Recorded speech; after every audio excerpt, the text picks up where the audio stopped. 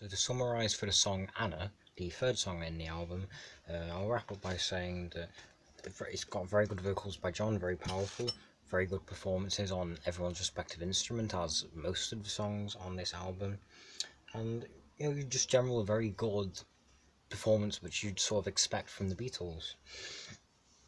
The fourth song is, sorry, I can't remember the names. I don't really remember the names of the songs. I just go by the sounds. So I've written down the names.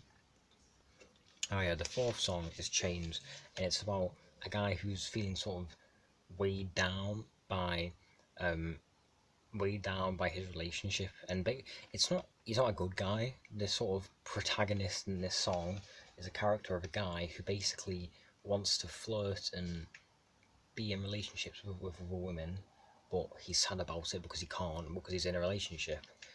So very first world problems there, but it's a very good song.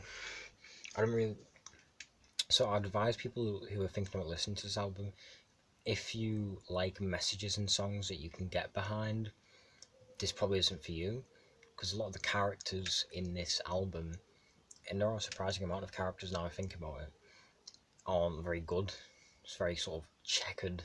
So if that's a big thing for you where the song has to be like the good guy, or like there can't be a bad guy in a song, then this album probably isn't for you. Yeah, in this song, in Chains, all of the Beatles sing. Every one of them, like they all have different bits, or like Ringo and George will all have backing vocals, and they'll just sort of take turns and keep swapping, which I think is kind of cool. Because they all have, like even Ringo, they all have good voices, but they're all just very different. As I said, Paul's more melodic and softer, John's is harsher, George is sort of weird, sort of in between, and Ringo's is, I don't know, I can't describe either of them. You'd have to just listen to it. But there is another song on this album which Ringo does lead vocals on, and in fact, in this album, there is at least one song where every Beatle does lead vocals on it. So if you can get a good selection of all of the Beatles' vocals, which is quite interesting. I don't think any other album does that, if I'm not mistaken. Wait a second. No, that was wrong. Abbey Road does that. Maybe other ones, but I'm not sure. But yeah, Chains, although it's got a sad message, it's got upbeat composition. It's very upbeat tone. It's also sang in an upbeat way actually. George sings this in a very upbeat way, and it's sort of a welcome return to the first song, that happy tone that I was missing really. Again, I really don't know what they were doing with the second and third songs. Maybe they just had some sad songs on hand and they had no idea where to put them. But yeah, I'm glad that we're back to the happy songs now. Takes a turn back to it, and I'm glad we're back on track. So yeah, again, good performances, but not much to say about that one. So five, I'm not even gonna hide the fact that I'm looking at the names now because I find it hard to remember song names. Oh yes, actually. Oh yes, this is a really good one. The fifth song is "Boys," which is Ringo's song. It's the song that Ringo sings lead vocals on. He has a very interesting voice. Again, it's not like Paul's where it's melodic and like conventionally a good voice, but it's very interesting. It's so interesting listening to Ringo sing because he did a lullaby once. You might not notice, but there was a no, what was it called? No, yeah, included on the White Album, there was a heavily edited version of him singing a lullaby, but you can still hear the raw recording on some of the uh, released footage since then. Interesting voice. So yeah, I like that. Uh, and this is just sort of like a meaningless lovey-dovey song, but it's really upbeat. It's got an amazing solo with, again, great tone. That's a guitar solo, by the way. It's got so much energy in it, and Paul, being the nutter that he is, can't really contain himself, and you'll hear on the back of a lot of Beatles recordings, Paul will scream in the background, especially if he's not singing.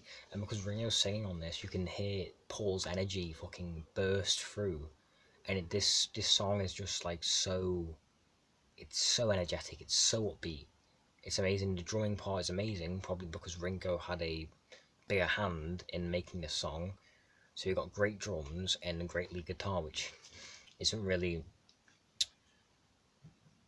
a very common thing in Beatles songs, because a lot of the time the Beatles work as like a unit. They work as a single band and they go all together. But I wish, the one thing which I think could have made the Beatles better is I wish they let their individual instruments shine more. And you get a little taste of this on Boys. Yeah, but that was the fifth song. Sixth song was Ask Me Why.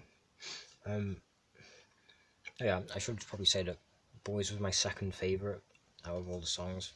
Pretty sure my favourite is Twist and Shout, I'd say. Six is Ask Me Why, and it's another change. It's just sort of a vague, sad song, and I don't understand why the Beatles, of all people, the 20-year-old funny men from Liverpool, have all these sad songs in their first album. I forgot about them, actually. I listened to this about 2 weeks ago. I listened to it all the way through to do quote-unquote research for this video, and I didn't realise how many depressing songs are on this first album. These are like the Beatles in their youth, like excited little runts from Liverpool, and they keep going to these somber songs. I mean, I shouldn't have said it was a sad song, because it's not really a sad song, but it's somber, it's blues, it's like deep.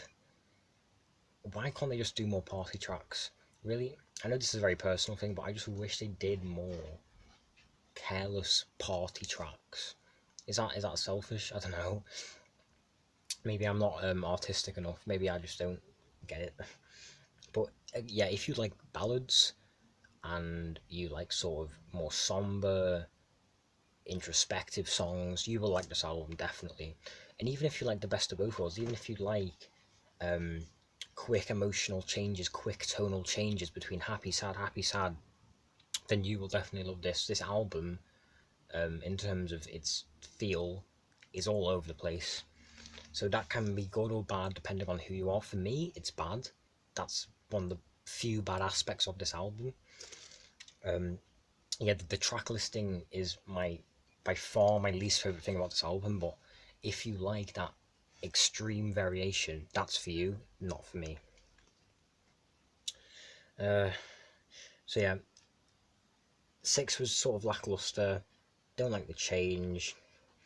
It's another John song. He sang it very well. It's kind of like heartwarming, and he's good at all that sort of stuff. He's good at pulling on the heartstrings, but to be honest, not really why I come to a Beatles album. I get that they can do what they want, but this is a very emotional album. People might not know that, so if you're looking for that sort of thing, then that's good for you.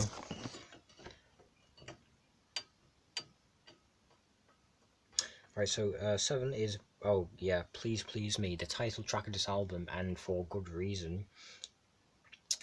It has some amazing riffs, both on lead guitar and rhythm guitar throughout. It's like just sprinkled throughout. There's no solos, but these amazing little morsels of guitar are sprinkled throughout. And rhythm guitar is kind of surprising on the Beatles record, because as I say, a lot of stuff on early Beatles records just blends into one. It's all just like, we are a band, we are one unit. But to see the rhythm guitar, hear the rhythm guitar pulling out of the rest of the song and giving us like some amazing tones and some amazing little riffs, it's just amazing. It's great. I love to hear it. Is that the most? I'd say it's probably the third most energetic song on the album, which I know it isn't much of an accolade, but it's just very energetic and one of my favourites. Yeah, it's very exciting. The drums are amazing, actually. Sorry, I forgot to mention that. I've got a few notes here. Before the chorus, Ringo does a couple drum fills before every chorus, and they're very creative. I think the fact that he's left-handed really comes in here. You can really hear it here. I think that's sort of overstated as a reason for Ringo being unique in general, but I think that it does actually apply here. How would they sort of sound a bit weird? But yeah, amazing drum fills, amazing guitar fills. no solo.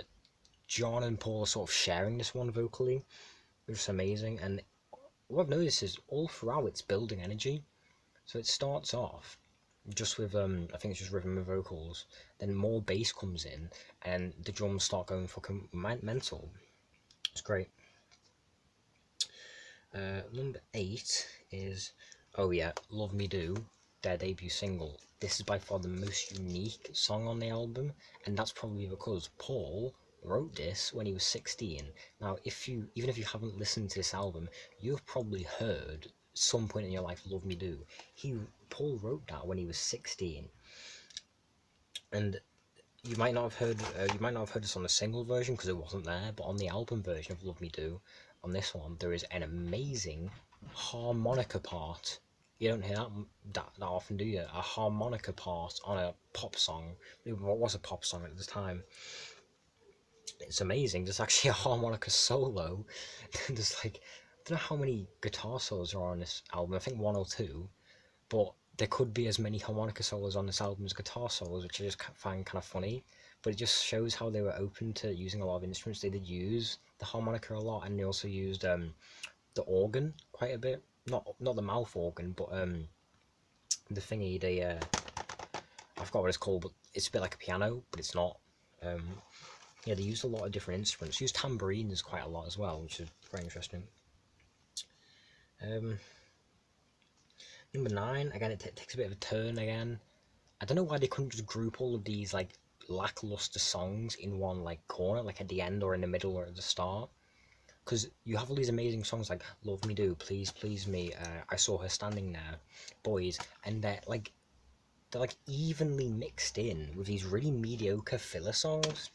This one is "P.S. I Love You," and to be fair, this was actually the B-side to "Love Me Do" originally. It was actually the B-side, so but I don't think Paul wrote that. He definitely didn't write it when he was 16. I think they was forced to sort of write it on the spot. Very lackluster. Yeah, obviously P.S. I Love You is about writing a letter and signing it off. P.S. I Love You. Good concept, but just bad composition. Just boring composition. Of course, great performances on their instruments, but that doesn't give you anything if there's nothing to work with. Yeah, and okay, 10 as well, which was Baby It's You, which I forgot existed, even though I'm a Beatles fan, is another lackluster song. And it's kind of weird how, I think they might have done this intentionally, because you'll realise why later on, but this, towards the end, the album consistently dips down and down. And actually, just make sure my phone doesn't run out of memory again, I'll stop there and just continue on in a second. See ya.